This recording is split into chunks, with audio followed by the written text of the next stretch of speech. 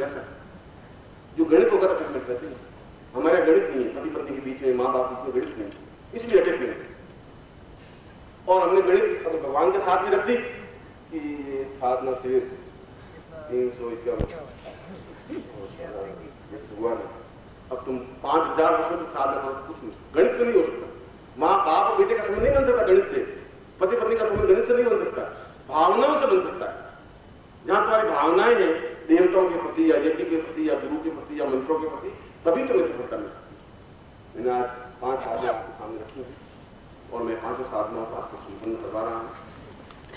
आप लक्ष्मी बाप के प्रयोग, रोग मुक्ति वसुंधरा प्रयोग, शत्रु वशीकरण प्रयोग, मनोवांछित कारण 4 प्रयोग मैं आपको चारों प्रयोग एक साथ संपन्न करवा रहा हूँ। उसके बाद में मैं आपको घंटे पर अवकाश दूंगा, फिर आप यज्ञ स्थल पर जाएंगे। आज पूर्णाहुति होगी और पूर्णाहुति भी अपने आप में विशिष्ट मंत्रों से जो आपने कल आहुतियां दी हैं उसी के आगे की कड़ी, जो कल जो आहुतियां दी उनको आगे कड़ी में आहुतियां देनी कंपलसरी देनी चाहिए। जिन्होंने कल आहुति दी उनको आहुति पूर्ण आहुति देनी चाहिए। और पूर्णाहुति में भी यदि हम पूर्ण सफलता, क्योंकि मैंने आपको पूर्णत्व दीक्षा दी कल, तो पूर्ण सफलता पाए तो भगवान शिव, क्योंकि ये सारा स्थल यहाँ पर 3000 मंदिर भगवान शिव के है, तो कृष्ण की जन्मस्थली कर्मस्थली, मगर यहाँ भगवान शिव के अत्यधिक मंदिर है। उन भगवान शिव के इस स्थान पर, क्योंकि ये सारा जो स्थान है भगवान शिव से संबंधित है, सौंदर्य से संबंधित है। मैंने उस दिन भी बताया था कि यहाँ उर्वशी ने और मेनका ने नृत्य करके यहीं पर विश्वामित्र की तपस्या की थी। सौंदर्य की जन्मस्थली भी यही थी और आपको मालूम होना चाहिए उर्वशी का उत्पत्ति स्थल भी कुरुक्षेत्र है। तो इसलिए मैंने कहा कि सौंदर्य का उत्पत्ति स्थल भी यही है, कर्म का उत्पत्ति स्थल भी यही है और धर्म का उत्पत्ति स्थल भी यही है। और जहां पर भी जितना ज्यादा धर्म के स्थान है वहां पर उतना ही ज्यादा पाखंड और छल और झूठ और कपट भी ज्यादा हो गया। ये कुरुक्षेत्र में या मथुरा में या गंगा में अथवा सब जगह ऐसा हुआ ही है, क्योंकि आदमी के मन में छल है, इसलिए छल के, इसलिए उसमें जैसा शास्त्रों में वर्णन है कि पूर्ण दीक्षा लेने के बाद में हम पूर्ण एक मुखी मधुर रूपेण एक मुखी रुद्राक्ष, एक मुखी रुद्राक्ष तो 2000 का भी होता है, 3000 का भी होता है, 15000 का भी होता है, 300 रुपए का भी होता है, 50 रुपए का भी होता है।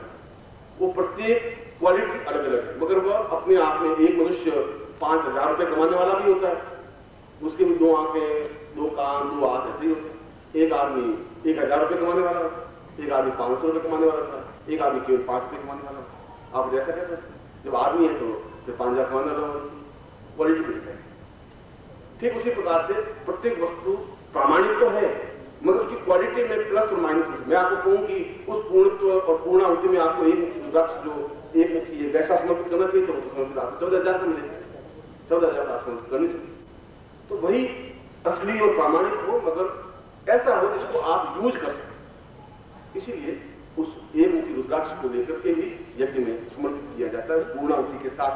तो प्रत्येक एक मुखी रुद्राक्ष को जो लेकर के और मैं विशेष मंत्रों से आपको पूर्णाहुति करवाऊंगा और तुम्हारा आरती होगी। ये हमारा क्रम होगा आज का। मैं पहले आपको दीक्षा कार्य आप सीधे बैठे, इसकी जो सामग्री है वो आपके पास होगी। गुरुदेव महाराज की जय।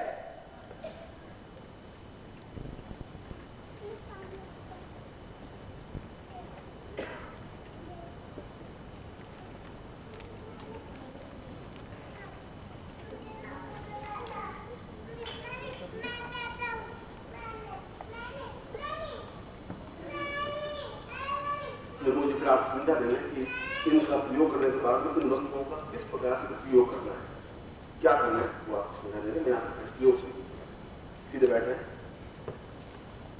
गणपति का स्मरण करें। तो मैंने कहा गणपति का स्मरण कभी बताया, जो ही मैंने गणपति स्मरण आपके सामने गणपति का बिंब आना चाहिए, तो ट्राई आप कोशिश करें, वो जरूर नहीं आ जाए।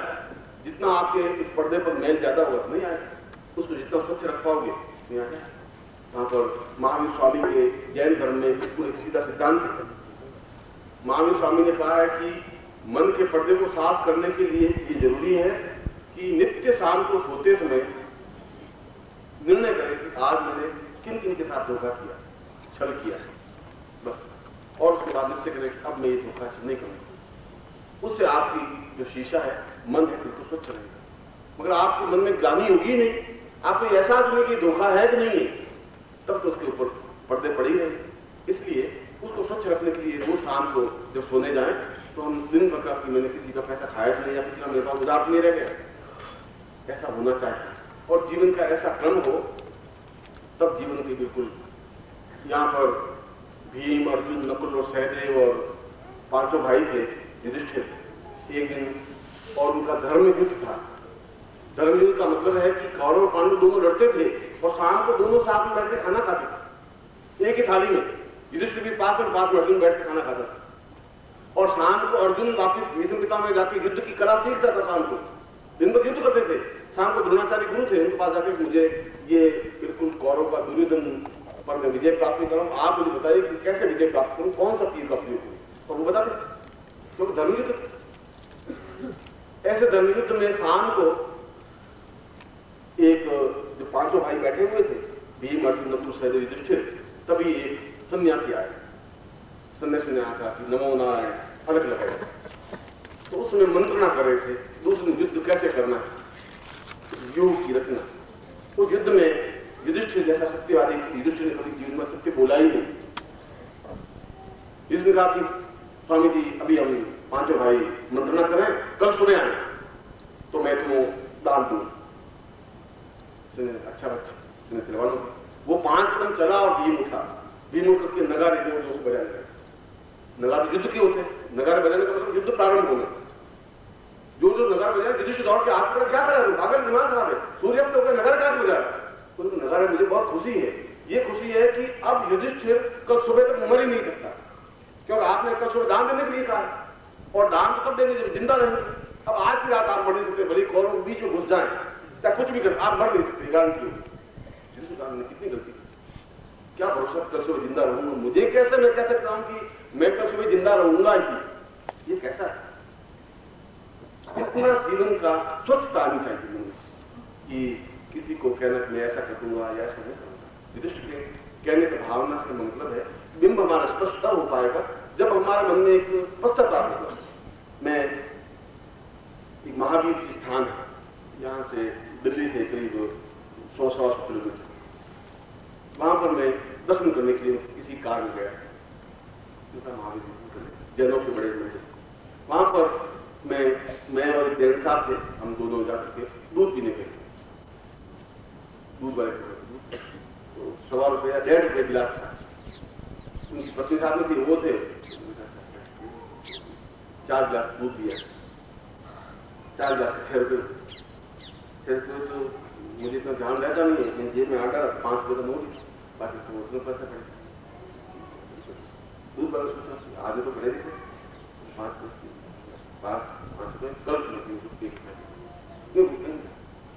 मुझे आप अच्छे दिख रहे हैं, आप कर दे, 5 रुपये दिया है, मोटर में आ गया, मोटर में आ गए, घंटे 1.5 घंटे तक पड़ा, मन में अंतर धुंध रहा, उनका कल सुबह कौन देखेगा, कौन देंगे। वापस उठ करके 1 किलोमीटर दूर था, वो रुपया दिया, उनका आ जाता आते जाता अपने रुपया दे रहे, वापस आया नहीं आया। जीवन में ऐसा ये चित्त की उस विकार को मिटाने की क्रिया है। मैं दूसरे भी दे सकता था और नहीं भी देता तो जोर पे चला जाता, तब भी कोई दूध वाला मेरे पीछे भागता नहीं, पर मन की चिंतन की बात क्रिया बता रहा हूं, ऐसा मन का चिंतन होना चाहिए हमारा बिल्कुल स्वच्छ, तो हम जीवन में पूर्णता सफलता प्राप्त कर सकते। सद्गुरुदेव डॉक्टर नारायण दत्त श्रीमाली जी के दुर्लभ वीडियोस, पुस्तक, पत्रिका एवं साधना की निःशुल्क दीक्षा प्राप्त करने के लिए नीचे लिखे हुए नंबर पर वीरल पटेल जी को व्हाट्सएप पे अपना नाम और अपने शहर का नाम लिखकर भेजें। धन्यवाद।